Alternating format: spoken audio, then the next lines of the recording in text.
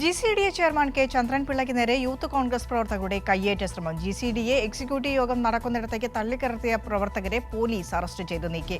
കലൂർ സ്റ്റേഡിയത്തിലെ അപകടത്തിൽ ബന്ധപ്പെട്ടവരുടെ അനുമതി വാങ്ങാതിരുന്ന അസിസ്റ്റന്റ് എക്സിക്യൂട്ടീവ് എഞ്ചിനീയറെ അന്വേഷണ വിധേയമായി സസ്പെൻഡ് ചെയ്തതായി GCDA ചെയർമാൻ ചന്ദ്രൻപിള്ള പറഞ്ഞു. അതേസമയം ഉമാ തോമസിന്റെ ആരോഗ്യനില മെച്ചപ്പെട്ടതിനെ തുടർന്ന് വെന്റിലേറ്ററിൽ നിന്ന് ICUവിലേക്ക് മാറ്റിയിട്ടുണ്ട്. കെ ഉമേഷ് കൊച്ചിയിൽ നിന്നും. കടവന്ത്രയിലെ GCDA ആസ്ഥാനത്ത് എക്സിക്യൂട്ടീവ് കമ്മിറ്റി യോഗം ആരംഭിച്ചതോടെയാണ് യൂത്ത് കോൺഗ്രസ് പ്രവർത്തകർ ഇവിടേക്ക് തള്ളിക്കയറിയെത്തിയത്. കോൺഫറൻസ് ഹാളിലേക്ക് ഇരച്ചു കയറിയ പ്രവർത്തകർ GCDA ചെയർമാൻ കെ ചന്ദ്രൻപിള്ളയെ കയ്യേറ്റം ചെയ്യാൻ ശ്രമിക്കുകയാണുണ്ടായത്. ഈ കലൂർ സ്റ്റേഡിയത്തിൽ നൃത്തപരിപാടിക്കായി സ്റ്റേഡിയം വിട്ടുകൊടുത്തത് മാനദണ്ഡങ്ങൾ മറികടന്നുകൊണ്ടാണ് എന്നാരോപിച്ചായിരുന്നു യൂത്ത് കോൺഗ്രസ് പ്രവർത്തകർ ചന്ദ്രൻപിള്ളയെ കയ്യേറ്റം ചെയ്യാൻ വേണ്ടി ശ്രമിച്ചത്.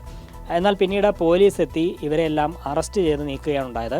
അതേസമയം മാനദണ്ഡങ്ങൾ കൃത്യമായി പാലിച്ചു തന്നെയാണ്, മാനദണ്ഡങ്ങൾ മറികടന്നിട്ടില്ല, എല്ലാം കൃത്യമായി പാലിച്ചു തന്നെയാണ് സ്റ്റേഡിയം വിട്ടു നൽകിയത്.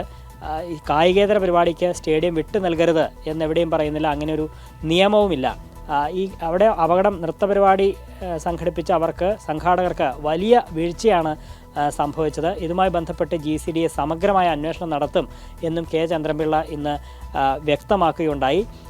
ഈ സംഘാടകരുമായി സാധാരണഗതിയിൽ ഒരു കരാർ ഉണ്ടാക്കും. ഇങ്ങനെ കായികേതര പരിപാടിക്ക് സ്റ്റേഡിയം വിട്ടു നൽകുകയാണെങ്കിൽ സംഘാടകരുമായ ഒരു കരാർ ഉണ്ടാക്കും. ആ കരാർ വ്യവസ്ഥ കൃത്യമായി പാലിച്ചോ എന്ന് ഉറപ്പുവരുത്തേണ്ടത് ഉദ്യോഗസ്ഥരാണ്. അങ്ങനെ ആ കരാർ വ്യവസ്ഥ പാലിച്ചോ എന്ന് ഉറപ്പാക്കുന്നതിൽ ഈ ബന്ധപ്പെട്ട ചുമതലയിലുണ്ടായിരുന്ന അസിസ്റ്റന്റ് എക്സിക്യൂട്ടീവ് എഞ്ചിനീയർക്ക് വീഴ്ച സംഭവിച്ചോ എന്ന കാര്യം അന്വേഷിക്കും എന്നും ചന്ദ്രൻപിള്ള അറിയിക്കുകയുണ്ടായി.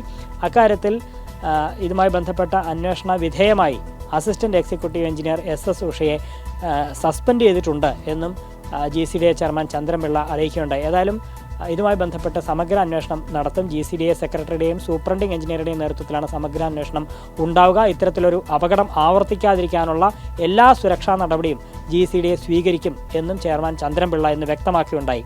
അതേസമയം ഈ അപകടത്തിൽ ഗുരുതരമായി പരിക്കേറ്റ് ചികിത്സയിൽ കഴിയുന്ന ഉമാ തോമസിൻ്റെ ആരോഗ്യനില കൂടുതൽ മെച്ചപ്പെട്ടതിനെ തുടർന്ന് ഇന്ന് വെന്റിലേറ്ററിൽ നിന്ന് മാറ്റുകയുണ്ടായി.